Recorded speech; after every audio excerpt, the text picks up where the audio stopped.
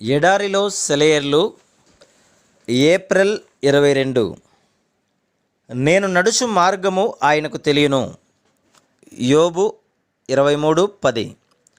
విశ్వాసి, ఎంత ఆదరణకరమైన హామీ ఇది!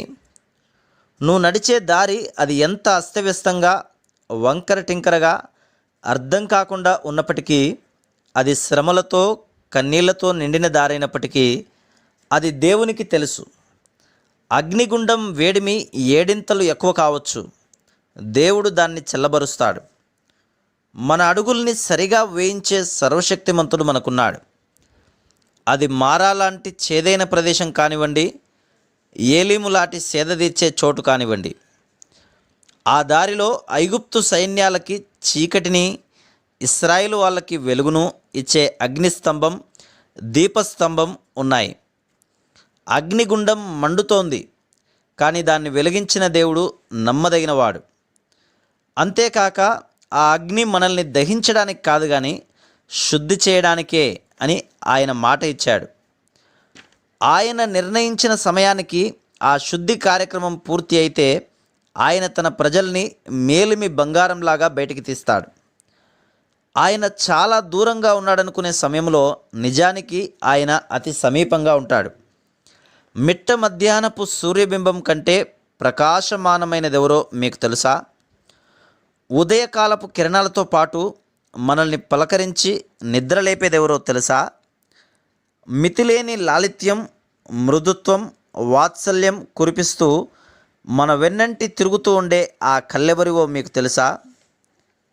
కష్టాలు ఎదురైనప్పుడు లోకానికి చెందిన మనుషులు ఏదేదో పదజాలాలను సృష్టించి ఇదంతా కర్మ అంటారు, అంతా ఆ పైవాడి లీల అంటారు, విధి వైపరీత్యం అంటారు. విధి అంటే ఏమిటి? సజీవుడైన పరమదేవుణ్ణి, చక్రవర్తిలాగా అన్నింటినీ తన సంకల్పమాత్రంగా నడిపిస్తున్న దేవుడిని వర్ణించడంలో అర్థం పర్థం లేని విధి లాంటి మాటల్ని ఆయనకు బదులుగా ఉపయోగించడం ఏమిటి? పనులు చేస్తూ తన ఇష్ట ప్రకారం సమస్తాన్ని చక్కబరుస్తున్న వ్యక్తిగతమైన నిజ యెహోవాకి బదులుగా ఏవేవో వేదాంత శబ్దాలు వాడడం ఎందుకు? మహాశ్రమలు తనను చుట్టుకొని ఇహలోకపరంగా ఆశలన్నీ అడుగంటిన వేళ యోబు దృష్టి నేరుగా దేవునిపైనే పడింది. మనుషులెవరూ కాదు, దేవుడే అది తనకు చేశాడని నమ్మాడు.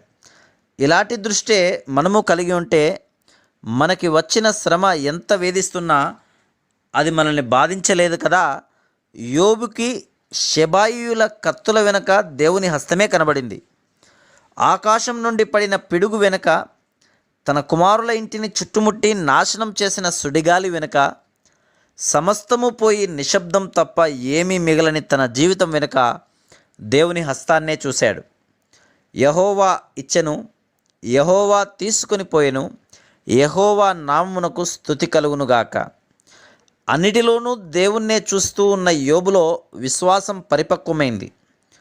ఊజు దేశపు సంపన్నుడు తన బూడిదలో కూర్చొని ఉండి కూడా అనగలుగుతున్నాడు, ఆయన నన్ను సంహరించినా నేను ఆయనలో నమ్మకం ఉంచుతాను. Praise the lord.